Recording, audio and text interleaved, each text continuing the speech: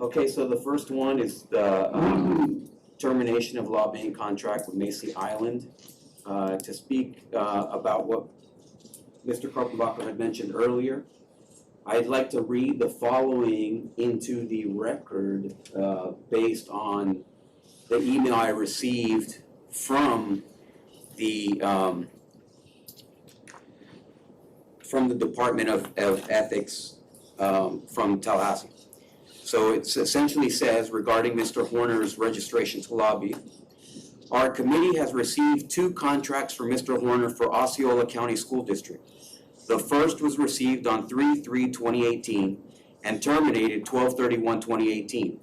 The second contract was received last Wednesday, 7/14/2021, which was the day after the meeting where he presented the legislative update.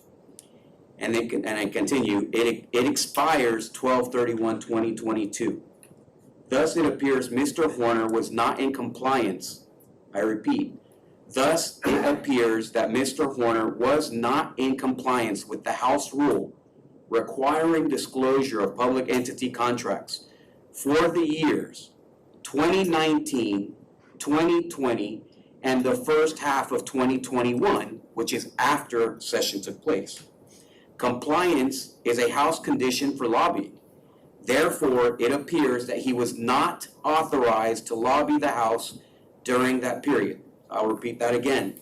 Compliance is a House condition for lobbying, and therefore it appears that he was not authorized to lobby the House during that period. The email continues. The House did receive issued disclosures from Mr. Horner for the 2021 session required under another House rule. However, he only listed the General Appropriation Act bill numbers. By the way, that was the day after he came before the board. The email continues. The rule, however, requires greater specificity because the school district does not have an interest in every budget line item. It does not appear that Mr. Horner disclosed any issues on behalf of the school district. Thus, it also appears that he was deficient in his issue disclosures for the past 2 years. As with the contract disclosure rule, compliance with the issue disclosure requirements is a condition to lobbying the House. We include this information to fully respond to your inquiry and to assist Mr. Horner to more fully comply with the requirements of House rules in coming sessions. The email goes on to say that many lobbyists don't do it and so on and so forth. However, I was not looking for an opinion on whether that was okay or not. The fact is, with me, it is not okay. It is a legal matter. Was he authorized to lobby the House? No. Was he completely disclosing the documents that he was required to disclose according to the House rules? No. So my question is, why would we keep him? Why would we allow a lobbyist to do a job that he's not properly disclosing his contracts for? And we're not the only agency. We're not the only government body. So apparently skirting the rules, again, when we talk about trust, transparency, and good governance, and we allow someone to skirt the rules, okay, that is a problem. And it's a problem that we need to address. So we're looking at trying to give teachers, coming up with $1.4 million to give teacher another planning day. Well, here's $60,000 that we're just throwing into the trash because he's buddy-buddy with some of the people in our community. To me, that's unacceptable. This is a simple legal issue. He was not able to do the job that we have contracted him to do. Yet, he did it. And through many occasions throughout the county, I heard various people say that he was doing this work, so he must have been doing it in an unauthorized manner. I don't care what the House does to him. It's not my business. What matters to me is that the school board begin to improve its processes, its transparency, and its good governance. And if we allow Mr. Horner to do this because he's friends with people here at the district, then shame on us. This is, it's mind-boggling that, first of all,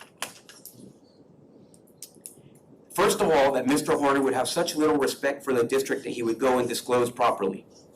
And secondly, that we would continue to tolerate that. And it shows that when you're friends, you get stuff done, and when you're not friends, then you get hosed at the school district. If that's the official policy of the school district, I think it's very interesting for the public to know in a manner such as this, where we're gonna vote right now, because I motion to terminate the lobbying contract with Macy Island. Yeah, I'm glad that you mentioned something about the contract, Julius, because I also read through his contract, and whether or not he's technically in breach of his contract is a question for Mr. Kruppenbacher. However, I will state that I also made a public records request for all of Mr. Horner's contacts with the school district for the previous 12 months. I think it's interesting to mention, there were 246 emails exchanged where Mr. Horner was included. Of those 246 emails, only a handful Mr. Horner was actually involved in. All the rest, he was only CC'd. So for $60,000 a year, it's essentially about $10,000 per email that Mr. Horner was sending to this district. And many of those emails had really nothing but planning or so on.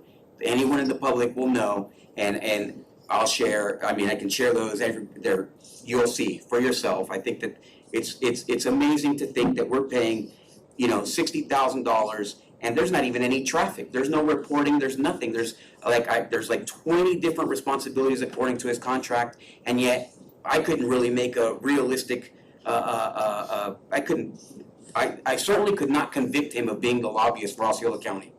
So I think that that's just we know what this is. It's the absolute height of cronyism and so. But it's also a dangerous precedent too, Mr. Arguello. When him and you had a little bit of an issue, and which happens, obviously in the world of government, then he went ahead and hired a lawyer. And we don't really want our vendors that have a disagreement with the district to hire lawyers and sue us or try to, threaten us in that respect. So now we have to hire an outside attorney to be able to defend ourselves when you're conducting your actions as an elected official. So, again, that's another dangerous precedent that we have to look at as a board and consider. Do we want to reward vendors who are being adversarial in relationships and creating, hiring lawyers and making us defend actions and costing us even more money to the district as well? Starting to get a little circular, Mr. Arguello, and then we're going to take a vote fairly soon here. I'm it's funny that you mentioned that also. So I have this complaint here, this letter written here from an attorney representing Mr. Horner, which is essentially a threat. And if there's nothing that is intimidation when you mess with people's money, of course they get upset. And that's exactly what was lobbied at me, is threats and fake accusations. I think that everyone by now knows that I'm not afraid to acknowledge what I say, but I'm sure I'm not going to take the blame for things that I don't say. So this is very interesting reading. It's a work of fiction, and I certainly look forward to combating this if that's another issue. However, it is another issue. I'll call the question. Have a motion by Mr. Arguello with a second by Mr. Melendez to terminate Macy Island's lobbyist contract. All those in favor signify by saying aye. Aye. All those opposed, like sign. Aye. The motion fails 2-3.